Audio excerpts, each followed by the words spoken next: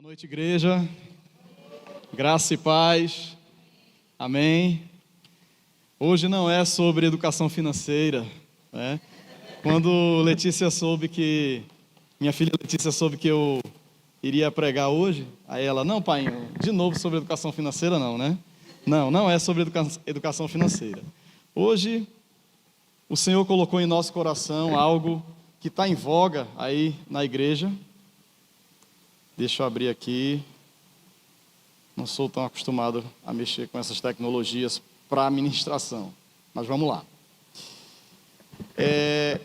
Antes de começarmos, eu queria orar novamente. O Senhor, Ele falou agora que a gente precisa orar, reforçar, né? Tiago, eu sei que ele orou por mim, mas vamos orar, feche seus olhos.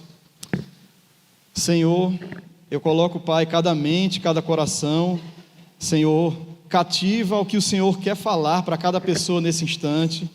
Pai, que não saia nada de mim, Senhor, mas que saia de Ti, do que o Senhor quer falar para a Tua igreja, para as Tuas ovelhas, do que o Senhor quer ministrar em cada coração aqui, Senhor. O Senhor reservou esse momento, Deus, para cada um aqui, para falar, para edificar cada irmão nessa igreja, Senhor. E que, além do que foi programado, que o Senhor fale mais para a Tua igreja, fale mais para cada filho, cada filha Tua aqui nesse lugar, Pai. E eu Te agradeço e consagro este momento por isso. Em nome de Jesus. Amém. Bem,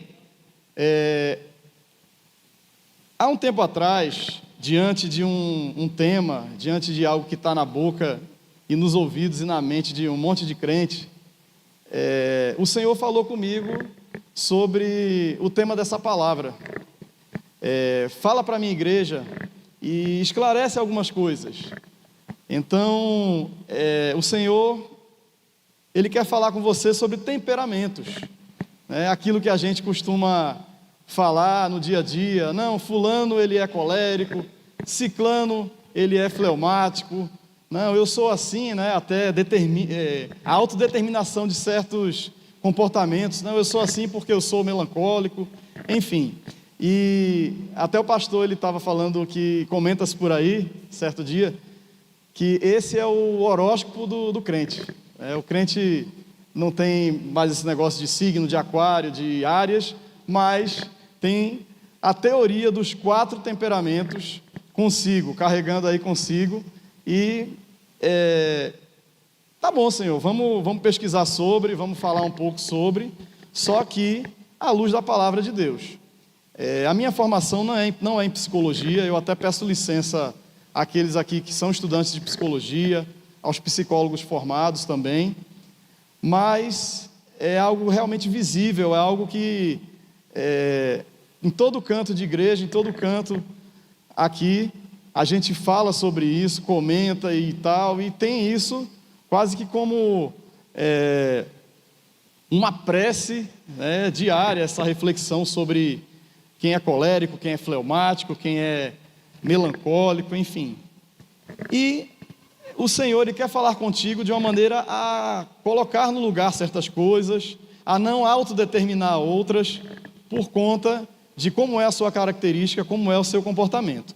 Bem, como eu falei, eu não sou formado em psicologia, isso aqui não é uma palestra técnica nessa área, o espaço não é para isso, mas realmente uma ministração que vai tratar desse tema, só que, obviamente, à luz da palavra de Deus.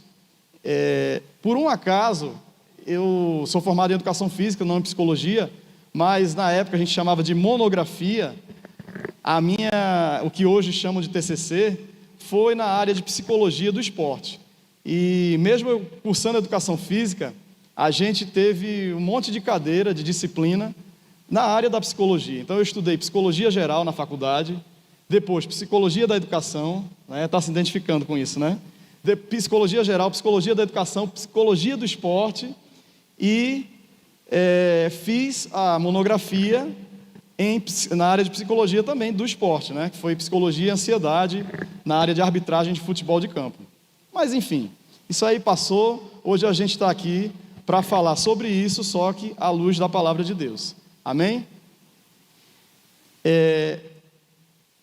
E aí vem a teoria dos 4 temperamentos. E aí eu fui pesquisar isso, achando que era algo contemporâneo, algo novo. Não, os crentes estão tudo falam muito sobre isso, então deve ser uma teoria muito nova, né? Tem muita gente na igreja que estuda psicologia, que faz psicologia, só que não é bem assim, né? A teoria dos 4 temperamentos, ela surgiu na Grécia Antiga, cerca de 400 anos antes de Cristo, com um cara chamado Hipócrates, que é considerado o pai da medicina. Só que a abordagem dele, a teoria dele era a seguinte, que fluidos corporais determinavam o comportamento humano. Então ele citava o sangue, 2 tipos de fleuma e bile, eu acho que 2 tipos de bile e a fleuma, né? E aí você pesquisa depois o que cada coisa dessa, cada fluido tem a ver, ou se altera ou não, realmente tem a ver com o comportamento humano. E um outro cara, também não tão novinho, chamado Galeno, que foi um médico também, só que Galeno viveu cerca de 150 anos depois de Cristo. Ele sistematiza essa teoria lá de Hipócrates e ele fecha ali o pacote no que a gente hoje determina, fala e comenta do que é ser um fleumático, um colérico, um melancólico e um sanguíneo, né? Pode passar para o próximo aí. E aí ainda em ritmo de Copa do Mundo, né, a gente está meio que na ressaca da Copa. Existem 4 exemplos aí, né, de quem seria colérico, sanguíneo, fleumático ou melancólico. E lembrando o seguinte, a psicologia moderna, ela não valida essa teoria dos 4 temperamentos. Por quê? Porque ela considera muito simplista, ela considera, na verdade, nunca houve uma sistematização acadêmico-científica mesmo, com metodologia científica. Então, a título de observação, de uma maneira empírica, para a gente aqui vale, certo? Então nós temos aí um exemplo de colérico, que seria o nosso CR7, né? Ou o CR7 do pastor José Milton. E aí, quais as características de um colérico? O colérico é alguém determinado, líder, competitivo, impulsivo, intenso e dominante. Ele quer vencer a qualquer custo. Um exemplo de sanguíneo, que seria o nosso Neymar, não tão nosso em 2030. Extrovertido, animado, otimista, entusiasta e comunicativo. Ele gosta de atenção e se adapta fácil. Agora esse cara aí, que não traz boas lembranças para a gente, Haaland, que é o fleumático, o exemplo de fleumático. Ele é um cara calmo, tranquilo, paciente, observador e confiável. Prefere estabilidade e evita conflitos. E por fim, o melancólico, mais melancólico ainda no último domingo, né? Se derramou em lágrimas. Reflexivo, perfeccionista, sensível, analítico e reservado. Profundo, pensa muito e valoriza os detalhes. E o interessante é o seguinte, que assim como individualmente nós temos essas características prevalecendo em cada um, nações também são dessa maneira. Então, se você pegar os países nórdicos, são realmente a cara do Haaland. São pessoas mais contidas, mais na dela. O sanguíneo é o brasileiro puro. É o cara animado, é o cara que gosta de festa. Melancólico, o argentino é um melancólico por si. Se a gente resumisse ali o argentino no tango, que é a dança deles, que é uma dança triste, não é, com a melodia triste. Português, para quem já teve contato, para quem já foi lá, pense num povo literal, né? Os nossos ancestrais e patrícios portugueses. É um povo literal. Você conta uma piada e ele leva a sério aquilo ali, né? Então é um povo realmente com essa característica colérica. Então, esses jogadores aqui, eles couberam certinho, cada um em sua nação, cada qual na sua característica mesmo. Mas nós falamos coisas positivas, e aí você pode passar. sobre cada temperamento desse.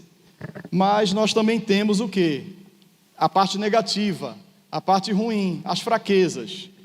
Então, num fleumático, por exemplo, quais seriam as tendências de fraqueza, as tendências negativas de um fleumático? Preguiçoso, resiste a mudanças, indiferente, não se pronuncia, permissivo, ingênuo, zombador, passivo, isolado e muitas vezes deprimido, né? Então percebam o seguinte, que para cada característica há também, tanto existem comportamentos positivos como também comportamentos negativos. E aí, eu falei de jogadores de futebol, falei de nações, mas a gente está aqui o quê? Para tomar exemplos da palavra de Deus, a gente está aqui para tomar exemplos bíblicos. E na Bíblia, qual seria o personagem onde a gente percebe comportamentos mais fleumáticos? Seria o fleumático Abraão, né? Abraão, o tranquilão. E aí o que é que eu fiz? Eu peguei uma característica, um comportamento positivo, uma passagem positiva de cada um deles e uma passagem também negativa. Vamos primeiro à parte boa, algo positivo no comportamento de Abraão. Eu queria que você deixasse engatilhado aí a sua Bíblia, seja ela digital, seja ela de verdade, porque a gente vai realmente estudar, vai refletir em livros diferentes para cada personagem, certo? E aí abra comigo em Gênesis 13, a partir do verso 1.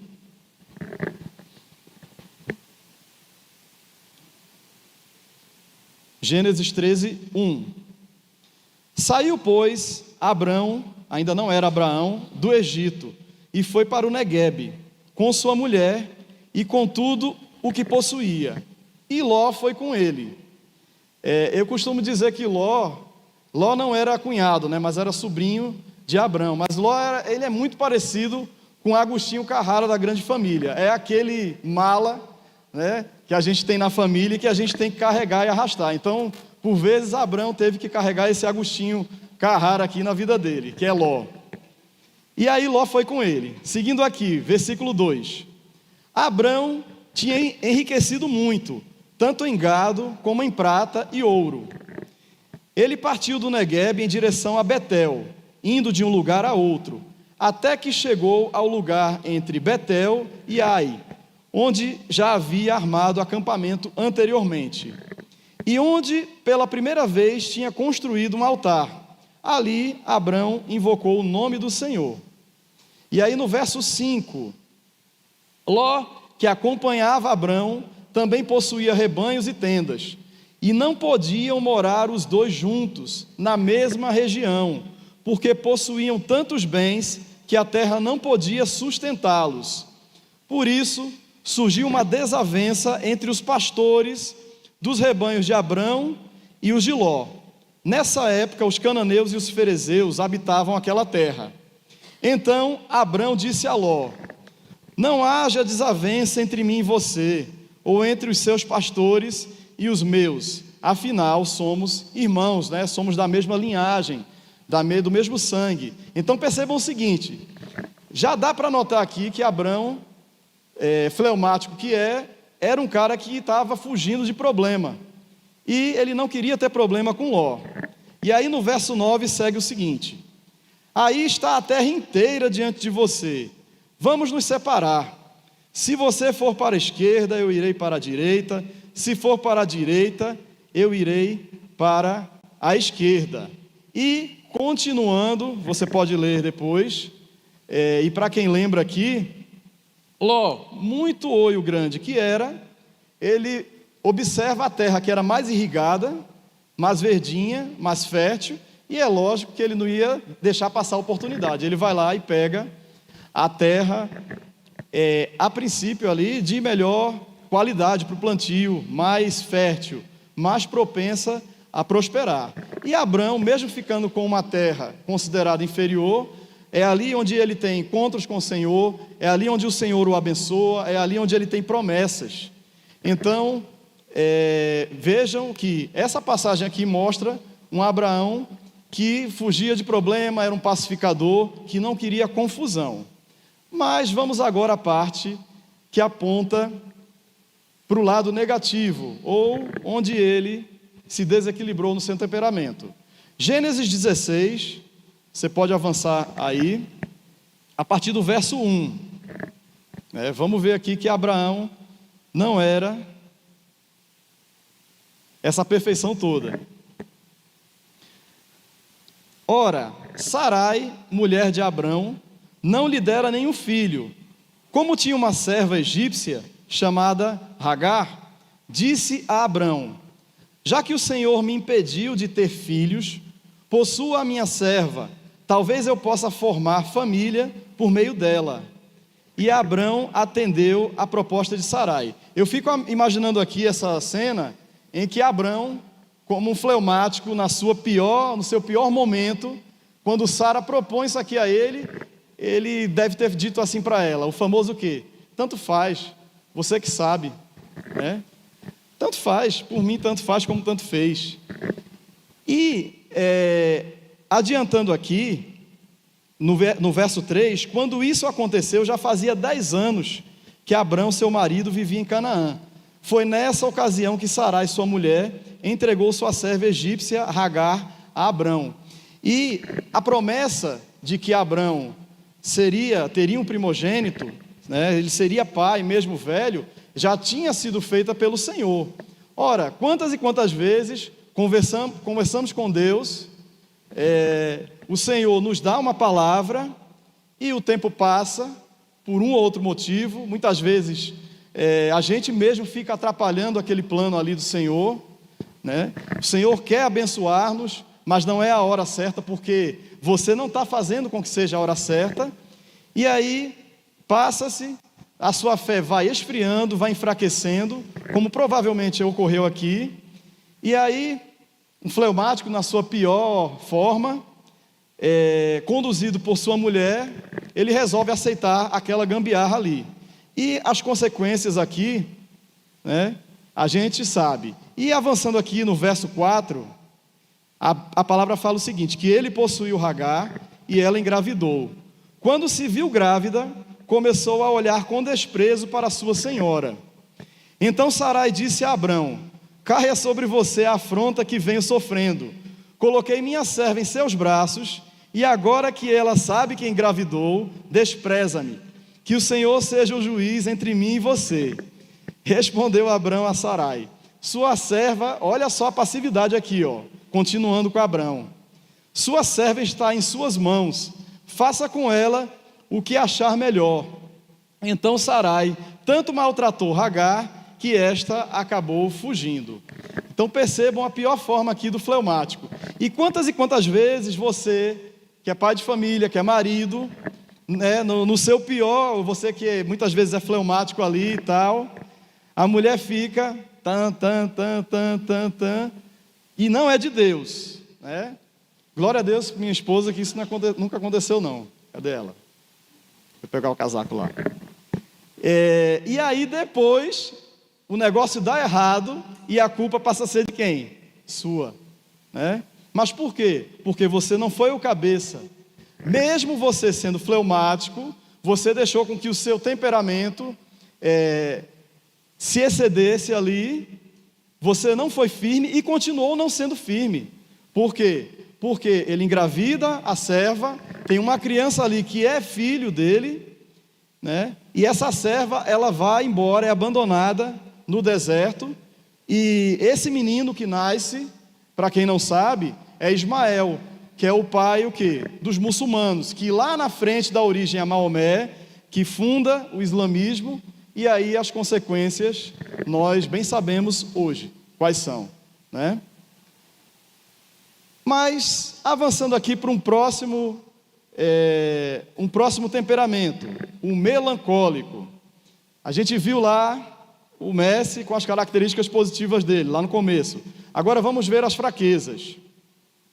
Sério demais, perfeccionista, exigente, excessivamente focado, sente-se pressionado, ansioso, rígido, ofende-se com facilidade, desconfiado e julgador. E aí, vamos ver qual vai ser o personagem que demonstra bem isso? O melancólico Elias. Abra sua Bíblia lá em 1 Reis 17 para a gente acompanhar. Está vendo que não existe só o melancólico pastor Marcos, existe o melancólico Elias também. 1 Reis 17. Vamos dar o ponto aqui, o gol para Elias, que é a parte positiva. Ora, Elias, o tesbita da Tisbe de Gileade, disse a Acabe: juro pelo nome do Senhor, o Deus de Israel, a quem sirvo, que não cairá orvalho nem chuva nos anos seguintes, exceto mediante a minha palavra. Então, como um bom melancólico, sensível, detalhista, era o homem certo para aquela época correta, em que a gente tinha um rei aqui, Israel tinha um rei chamado Acabe, um rei pagão, um rei totalmente submisso à esposa Jezabel, que era o diabo em pessoa, e Deus envia para essa época esse homem chamado Elias. E aí, depois dessa palavra que Elias fala para Acabe,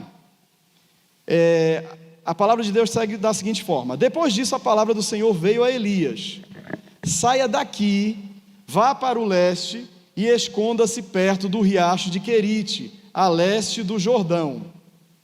Você beberá do riacho, e dei ordens aos corvos para o alimentarem lá. E ele fez o que o Senhor lhe tinha dito. Foi para o riacho de Querite, a leste do Jordão, e ficou por lá. Os corvos lhe traziam pão e carne de manhã e de tarde, e ele bebia a água do riacho. Então vejam que você tem um melancólico, super sensível, detalhista, correto para aquela época, tremendamente usado pelo Senhor, e o Senhor manda ordens também de forma detalhada, de forma bem minuciosa, e ele cumpre aquilo ali à risca, ou seja, era um melancólico realmente cumprindo, passo a passo, detalhe por detalhe, o que o Senhor queria dele. Mas agora vamos à parte ruim, onde ele se excedeu na sua melancolia. 1 Reis 19, você avance 2 capítulos, a partir do verso 1 também. Vamos aqui observar onde Elias pisa na bola. Ora, Acabe contou a Jezabel tudo o que tinha feito e como havia matado todos aqueles profetas à espada. Então, só recapitulando aqui, no capítulo anterior, há um desafio do profeta Elias para os profetas ali de Balaão, e ele vence o desafio, manda prender aqueles profetas e os mata a todos. E aí, por isso Jezabel mandou um mensageiro a Elias, quando ela sabe disso, para dizer-lhe: que os deuses me castiguem com todo o rigor, caso amanhã, nesta hora, eu não faça com a sua vida o que você fez com a deles. Elias teve medo e fugiu para salvar a vida. Até aí tudo bem, eu também teria medo. Em Berseba de Judá, ele deixou o seu servo e entrou no deserto, caminhando um dia, ou seja, ele se isolou. Chegou a um pé de giesta, e aí eu fui pesquisar o que era giesta. Só uma pausa aqui. Giesta, a gente pensa que é uma árvore bem frondosa, uma árvore de tronco grande. Giesta é um tipo de arbusto bem típico da região do Oriente Médio. E aí eu me lembrei do pastor Marcos, que muitas vezes ele queria se enforcar num pé de coentro. Eu acho que Elias queria se enforcar num pé de giesta aqui, tamanha melancolia e depressão que ele estava passando. E aí ele sentou-se debaixo desse pé de giesta e orou, pedindo a morte. Já tive o bastante, Senhor, tira a minha vida, não sou melhor do que os meus antepassados. Depois ele se deitou debaixo da giesta e dormiu, como um bom melancólico. E aí, de repente, um anjo tocou nele e disse: levante-se e coma. Então percebam o cuidado do Senhor e a paciência conosco, Não só com Elias não, viu? Com cada um de nós. Prosseguindo aqui no verso 6. Elias olhou ao redor, e ali, junto à sua cabeça, havia um pão assado, sobre brasas quentes e um jarro de água. Ele comeu, bebeu e deitou-se de novo. O anjo do Senhor voltou, tocou nele e disse: levante-se e coma, pois a sua viagem será muito longa. Então ele se levantou, comeu e bebeu. Fortalecido com aquela comida, viajou 40 dias e 40 noites, até que chegou a Horebe, o monte de Deus. Ali entrou numa caverna e passou a noite, e a palavra do Senhor veio a ele: o que você está fazendo aqui, Elias? Então ele, perceba o seguinte, com todo o cuidado, com toda a paciência do Senhor, Elias vai, se retira lá do pé, do pezinho lá daquele arbusto, caminha no deserto, 40 dias, 40 noites, e vai para onde? Vai se posicionar novamente? Não, vai para uma caverna, mesmo com o Senhor tendo paciência, cuidando dele. Então essa realmente aqui foi, entre aspas, a pisada de bola de Elias, e que está atrelado ali ao temperamento dele. Amém? Estão se identificando aqui? Quem é que não está se identificando? Quem é que está se identificando aí? Levanta a mão. Não é possível, né? Se você não tem uma característica predominante, melancólica, colérica, sanguínea ou fleumática, morreu então, né? Vamos agora aos abençoados coléricos. Só falei coisa boa dos coléricos, certo?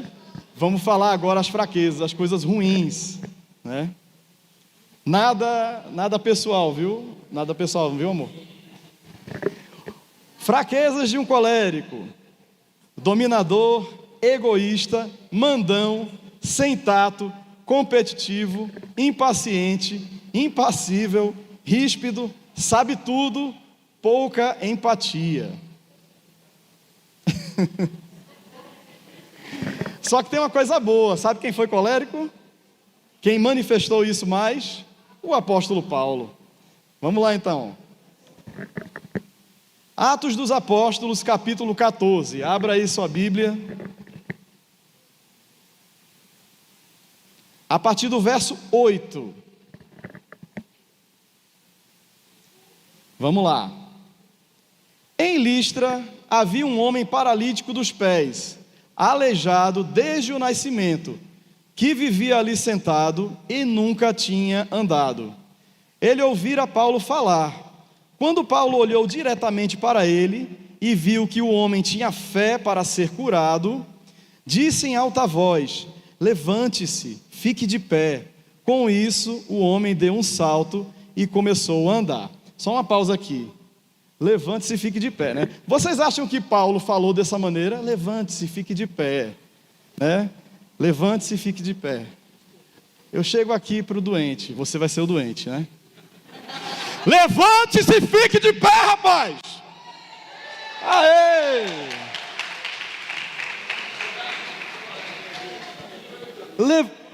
Levante-se e fique de pé. Sou eu, pastor Marcos, levante-se e fique de pé. Paulo não falou assim, de forma alguma. E aí com isso, o homem deu um salto e começou a andar, verdadeiramente. Ao ver o que Paulo fizera, a multidão começou a gritar em língua licaônica: os deuses desceram até nós em forma humana. A Barnabé chamavam Zeus e Paulo Hermes, porque era ele quem trazia a palavra. E aí, como colérico, né, o sacerdote de Zeus, cujo templo ficava diante da cidade, trouxe bois e coroas de flores à porta da cidade, porque ele e a multidão queriam oferecer-lhes sacrifícios. Ouvindo isso, né, como um bom colérico, e Barnabé, como era discípulo dele, já devia copiar muita coisa, Barnabé e Paulo rasgaram as roupas e correram para o meio da multidão, gritando: homens, por que vocês estão fazendo isso? Nós também somos humanos como vocês. Estamos trazendo boas novas para vocês, dizendo-lhes que se afastem dessas coisas vãs e se tornem para o Deus vivo, que fez o céu, a terra, o mar e tudo que neles há. Então alguns judeus chegaram a Antioquia e de Icônio e mudaram o ânimo das multidões. Apedrejaram Paulo e o arrastaram para fora da cidade, pensando que estivesse morto. É outra coisa aqui que chamou a atenção a mim. Mas quando os discípulos se ajuntaram em volta de Paulo, ele todo quebrado, todo apedrejado, todo esfolado, ele se levantou e voltou à cidade. No dia seguinte, ele e Barnabé partiram para Derbe. Eu fico imaginando Paulo todo quebrado, todo apedrejado, igual aquele vídeo, né, dos anos 80, quando você esbarra na porta. Ele deve ter se levantado, fez assim e foi-se embora, né? Não ficou lamentando, não ficou chorando, né? Cabra macho ali, colérico, modo hard. Só que Paulo antes de Cristo, Paulo nasceu colérico, né? Vamos ver aqui como o colérico pode usar o temperamento dele também para o mal. No mesmo livro de Atos, você vai para o capítulo 8 agora, a partir do verso 1. Atos, capítulo 8, versículo 1.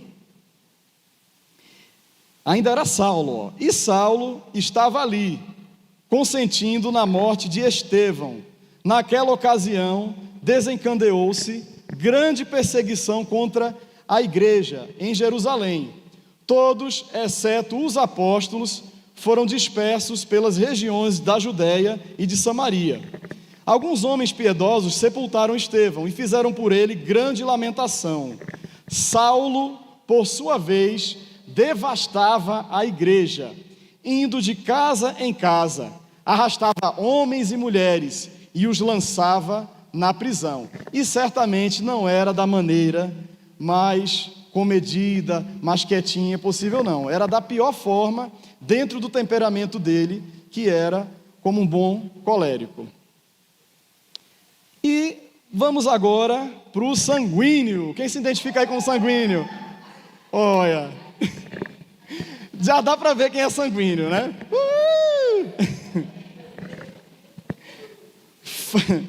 Fraquezas de um sanguíneo. O que é que o sanguíneo ele faz na sua pior forma? Monopoliza conversas, não deixa ninguém falar, interrompe os outros, fala demais, desatento a detalhes, hiperativo, emotivo, desorganizado, indisciplinado, esquecido, impulsivo. E, por fim, nós temos Pedro, que por vezes também tem o comportamento de um sanguíneo manifestado em algumas situações aqui. E aí abra comigo Mateus 14, verso 25. Vamos para esse último personagem, desse último temperamento aqui. Mateus 14, 25. Alta madrugada, Jesus dirigiu-se a eles, andando sobre o mar. Quando o viram andando sobre o mar, ficaram aterrorizados e disseram: é um fantasma, e gritaram de medo. Mas Jesus imediatamente lhes disse: coragem, sou eu, não tenham medo. Senhor, disse Pedro, se és tu, manda-me ir ao teu encontro por sobre as águas. Venha, respondeu ele. Então Pedro saiu do barco, andou sobre a água e foi na direção de Jesus. Então, muita gente critica porque em dado momento a fé de Pedro diminui, mas em algumas pregações, e a gente sabe disso, a gente medita nisso, a gente percebe o seguinte: o único do barco que teve fé, que andou sobre as águas ali por um trecho, um período, foi o sanguíneo Pedro nessa hora. Ele se entregou, né, com toda a sua fé, se derramou ali, era Jesus, não quis nem saber, e foi embora, né?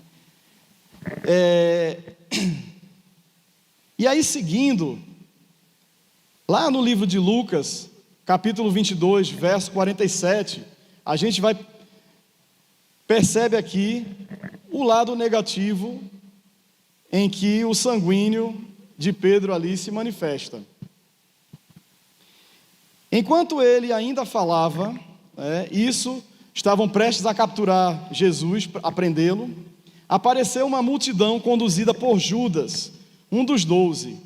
Este se aproximou de Jesus para saudá-lo com um beijo. Mas Jesus lhe perguntou: Judas, com um beijo você está traindo o Filho do Homem. Ao verem o que ia acontecer, os que estavam com Jesus lhes disseram: Senhor, atacaremos com espadas?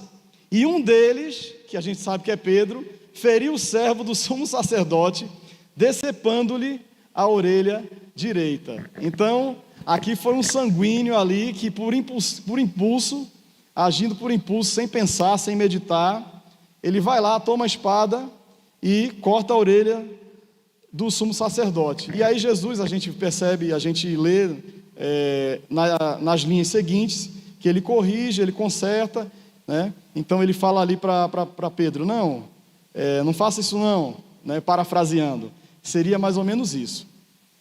Bom, eu falei aqui sobre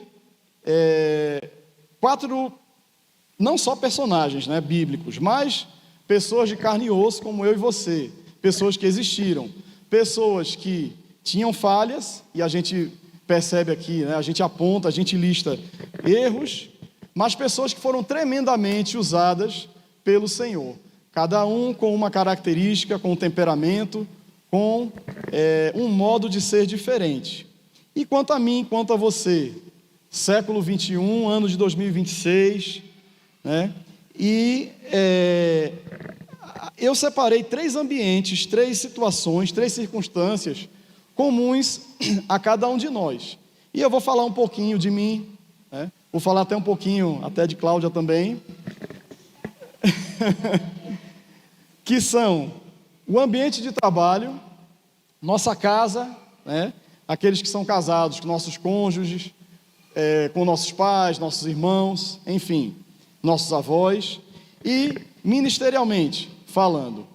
Então, ambiente de trabalho. Vocês acham que um fleumático é a pessoa correta para ser um policial, como eu sou, né? É a pessoa perfeita para ser um policial? Quem aqui acha que sim? Quem levantou, acertou. E quem não levantou também acertou. Por quê?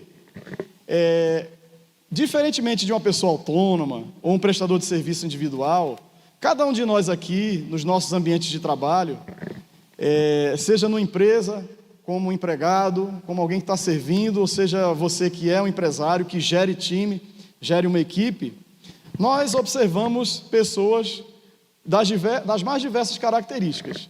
E no meu âmbito de trabalho, lá não é diferente. Então, ontem mesmo teve uma situação bem interessante. Teve um camarada que teve um caminhão retido, e tinha frios nesse caminhão. E o colega que fez a abordagem, ele concedeu que, mesmo o nosso pátio, que é terceirizado, não sendo o horário comercial, que esse camarada, ele providenciasse um outro veículo para retirar a carga, né, já que se tratava de uma carga perecível, e, enfim, ele concedeu isso.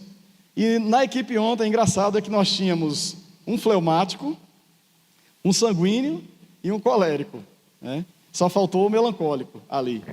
E esse camarada, esse usuário, ele se negou, quando ele chegou na porta do pátio, ligaram para a gente: ele não está querendo colocar o caminhão aqui para dentro do pátio, porque o advogado dele ligou, dizendo que é carga perecível e vocês não podem fazer isso.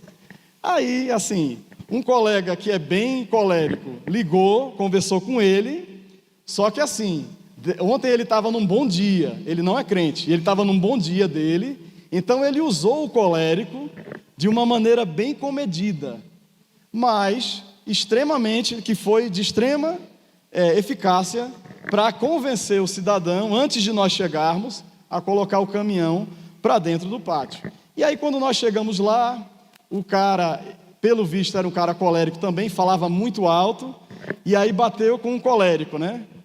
Aí começou a falar alto. Aí o colérico, o policial, falou assim: não venha falar alto aqui comigo não, você está falando com autoridade. Não, mas é porque é o meu jeito. E eu comecei a me lembrar, amanhã a ministração, a palavra vai ser justamente sobre isso, né? Eu observei assim: eita, só faltou aqui o melancólico, né? Mas Enfim, como é que eu sou, como é que vocês imaginam, como eu sou numa abordagem? Por exemplo, num ato administrativo simples de infração de trânsito, quando eu recolho um veículo, isso eu falo para todo mundo, o que é que eu falo? O seu veículo vai ser recolhido por isso, isso e isso, certo? E espere aqui, aguarde e me retiro, né? Então, se eu usasse de deboche, como muitos usam, já usaram, se eu usasse de ironia, o que é que aconteceria? O cidadão já está de cabeça quente ali, está tendo um bem recolhido, né? Porque a lei manda para recolher aquilo ali. Eu ia piorar o quê? Eu ia azedar a situação. Então, por vezes, né, em especial, quando eu não conhecia o Senhor, eu errei bastante. Então, já teve situação de eu piorar uma circunstância por falar algo mais, né?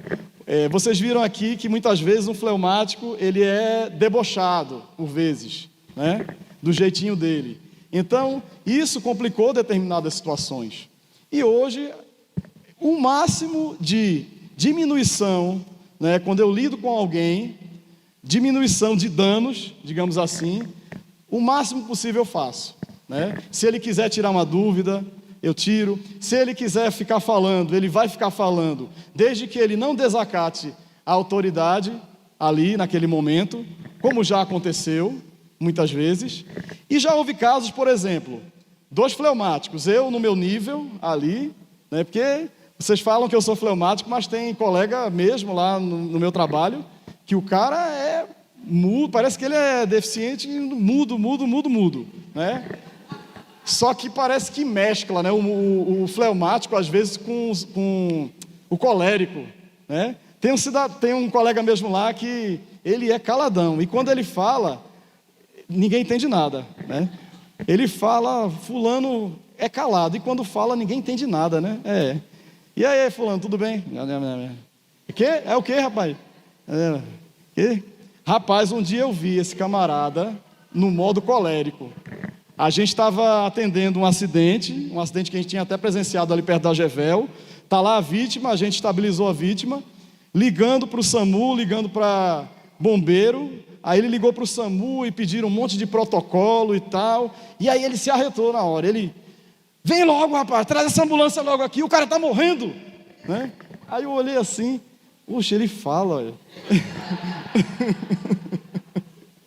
E já teve situação também de um outro fleumático, eu fazendo equipe com ele. Ô Quintino, vem cá, fala lá com ele que tu sabe falar melhor, teu jeito é melhor de falar, senão eu vai ter problema aqui e tal, né? Então, o modo como você administra o seu temperamento, e aí você tem que pedir, você como crente, você como servo do Senhor, tem que pedir uma mudança nesse sentido, ele vai gerar problema para você, né? Ou ele vai trazer solução, a maneira que você vai administrar isso, né? E na nossa casa, né? Como é que vocês imaginam como é a casa de André e Cláudia? E o engraçado é o seguinte, eu nunca tinha parado para pensar nisso. Lá em casa temos os 4 exemplos. Temos o colérico, temos o melancólico, temos o sanguíneo, que está por aí, e temos o fleumático. Então, Deus colocou os temperos tudo na medida certa lá em casa, entre aspas, né? Se é que existe uma medida, uma chamada medida certa, né? E lá, falando agora, atrelando isso ao casamento, o seu cônjuge, Deus ele envia um cônjuge que vai regular isso, né? Então, por exemplo, o Senhor, eu sei que eu tenho muita coisa a melhorar no meu desequilíbrio de temperamento, tenho uma longa caminhada a seguir, mas o Senhor já usa, né, Cláudia, para muita coisa, por exemplo, do que eu já avancei. Exemplo, direito do consumidor, né? Veio um produto assim, assado, antigamente, deixa para lá, né? Deixa para lá. Nessa daí não, hoje não, hoje eu mesmo, não, veio com defeito tal, eu vou lá, né? Vou trocar o produto, vou reclamar, não ficou bom, assim, assado. Mas por quê? Porque é um temperamento que, por vezes, se eu não vigiar, né, eu caio em todos aqueles aspectos negativos ali, né? E outra coisa também, esse negócio de mandar corrigir, por exemplo, já entrando na área ministerial. A pessoa ideal para corrigir a outra, né? Quantas vezes essa daqui, tu tem que corrigir fulano ou ciclano, né? E na hora H ela vai lá e tal, do jeito dela, com maestria, né? Com a medida certa do colérico, com muita educação, ela vai e corrige, né? Era a pessoa naquele momento, naquela circunstância, para corrigir, e eu não faria tão bem assim, né? Então, a questão não é, o colérico, ele tem essa missão aqui para ele só pode fazer isso aqui. Não, é uma questão de direcionar o temperamento, de administrar e de gerir. Amém? Amém. E aí, identificados com o tema? Sim, né? Claro, né? Não tem ninguém aqui morto. Amém? E Jesus? Como é que vocês imaginam Jesus nisso tudo? Há quem diga Jesus era fleumático, né? Há quem diga Jesus era melancólico. Jesus, pessoal, Jesus, meus irmãos, como a referência perfeita de tudo, o exemplo perfeito, em cada momento, em cada passagem, em cada temperamento dele, há uma manifestação de comportamento perfeita. Vou dar um exemplo aqui, vou dar, na verdade, 4 exemplos, né? Como colérico, Jesus demonstrou firmeza diante do pecado, expulsou os vendedores do templo, enfrentou os fariseus com autoridade e liderou com decisão. A gente às vezes só lembra de Jesus, uma voz doce, suave e tal, né? Mas o que? Agiu de uma maneira com característica colérica, perfeita. Como sanguíneo, ele era acessível às pessoas, participava de refeições e celebrações, recebia crianças com alegria e atraía multidões pelo relacionamento. Como melancólico, ele chorou por Lázaro, chorou sobre Jerusalém, demonstrava profunda compaixão, percebia detalhes que muitos ignoravam. E como fleumático, ele manteve a calma nas tempestades, demonstrou autocontrole diante das acusações, foi paciente com os discípulos, promoveu a paz em todas as circunstâncias. Eu esqueci de falar um detalhe sobre trabalho, inclusive oportunidade de trabalho e atitude, né? Quantas e quantas vezes você não conhece alguém que é extremamente capacitado e numa entrevista de emprego, por exemplo, ou em várias entrevistas de emprego, essa pessoa, ela nunca é aprovada, ou ela não demora muito em determinado cargo, em determinada função.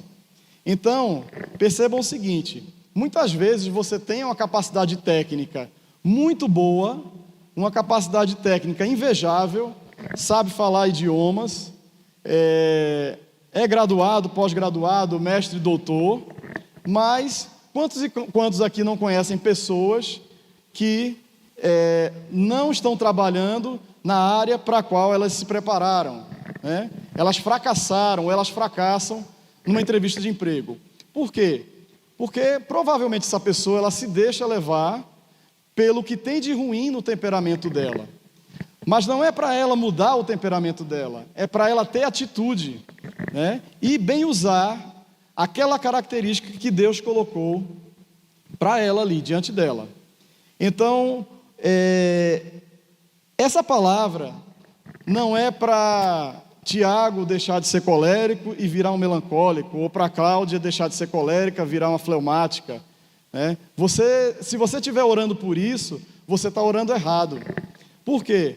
Porque Deus, Ele vai te usar da maneira que você é, com o comportamento que você tem. Ele lhe criou com essa característica, né? Ele lhe planejou dessa maneira.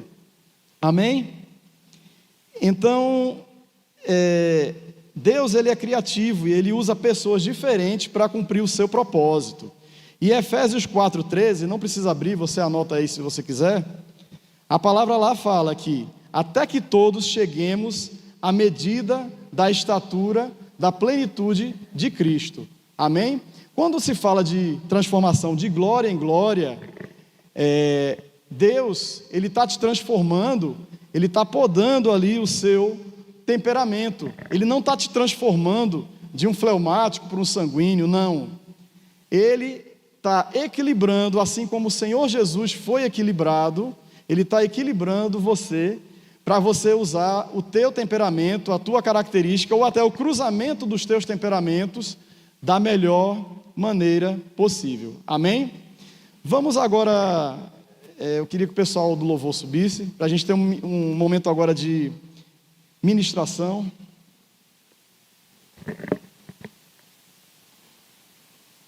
Amém?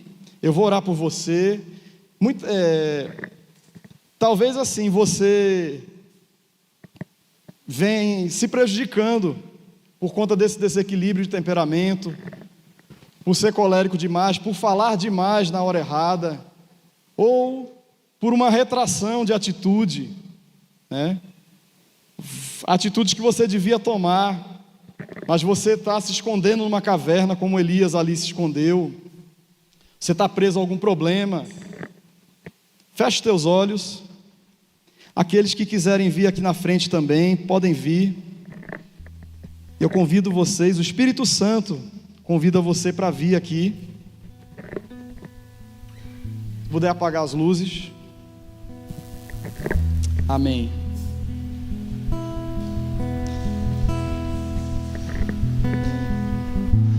Não entendo o meu próprio agir. Obrigado, Senhor, por quem nós somos, Deus. Obrigado, Pai. Sem tua graça, Jesus, o que seria de mim? fale com o Senhor naquilo que você tem em desequilíbrio, naquilo que vem atrapalhado você. Não